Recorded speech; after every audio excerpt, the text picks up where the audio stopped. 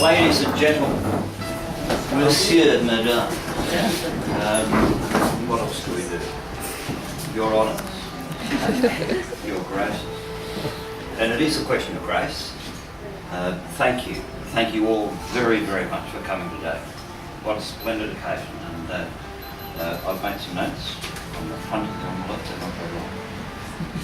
I do want to thank especially my beautiful wife, Sharon. Thank you for well, it's a pleasure. It's a pleasure. And Shani's mother, Elaine.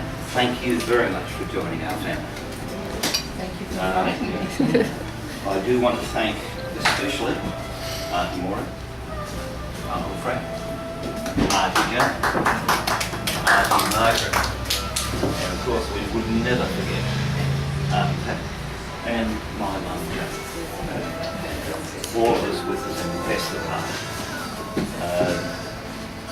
I suppose I did write this morning, and to you, Auntie Margaret, your grace is always an inspiration of love and faith. And so,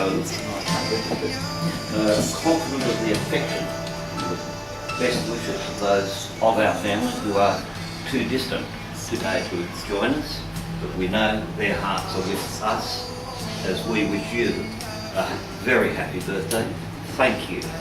Thank you for your life so far, and we're looking forward to being back here in 10 years. If not beforehand.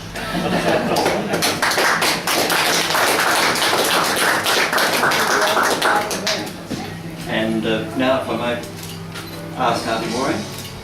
It's very shy. Right, thank you, Anthony. Now, before I start on Auntie Margaret, I just want to make sure that we did thank Anthony and Shani very, very much for giving us this opportunity to give honour to Margaret. Because thank you both for your generosity, your planning, your enthusiasm to bring us all here. And I think everybody here feels happier to be here together at an association like this rather than a funeral.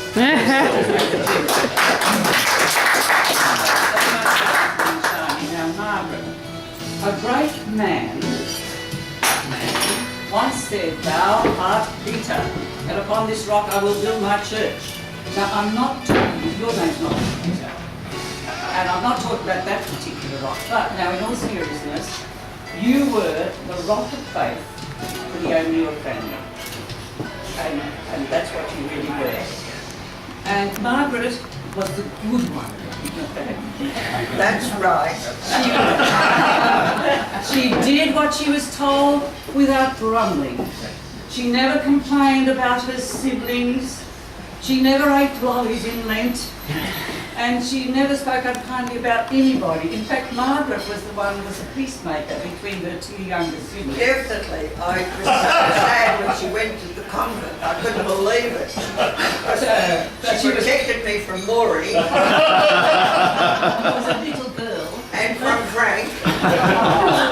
Well, however, she gave us a good example of daily mass. And she would get up early in the morning, walk a mile to church, and then go straight over to school. And this was in the days of fasting, so there was no breakfast. So she did all that and went to daily mass. I tried to follow her good example, but I was going up a little bit later. So consequently, Margaret was down at the corner shop, and I'd say, "Wait for me, Margaret." And so I added to her embarrassment, which I'm sure she owed up to the Holy Souls. But you were embarrassed about it. You wished me the glory, didn't you? "Wait for me, Margaret, wait for me." Putting up my socks, trying up my shoes. However, she went to Mass and I didn't travel very often. But at school, I don't know if Joan remembers, but I do remember Sister Mercy, who told us that even both of us put together, Joan and I, did not have enough pie between us, as Margaret had in her little finger. Now, exactly what pie was, I never did find out. But obviously it was something to be had, it was something good, and Margaret had it, and we didn't. But now, being serious, Dad was very, very proud when we entered the convent. He was very proud of me, at least one of his children had done.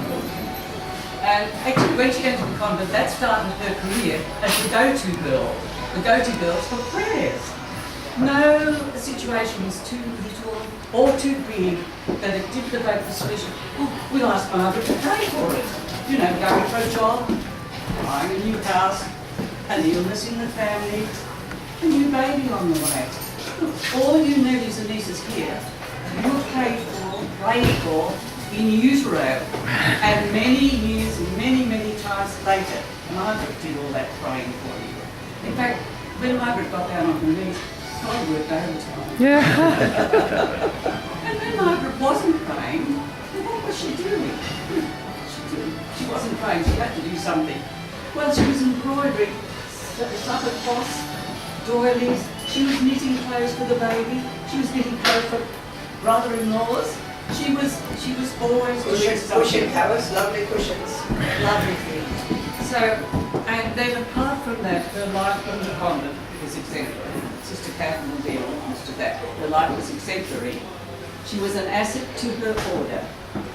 How many children over all those years did she educate and lead in God's way? She was a class teacher, a head teacher, boarding school mistress.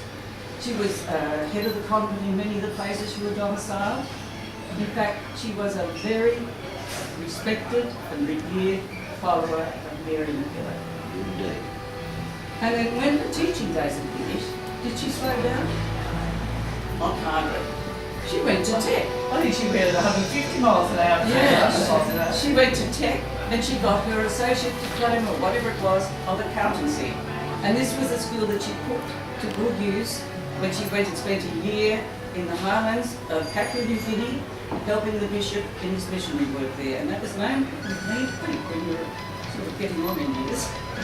And then even later than that, at quite a mature age, she volunteered to teach the elderly sisters how to do line dancing.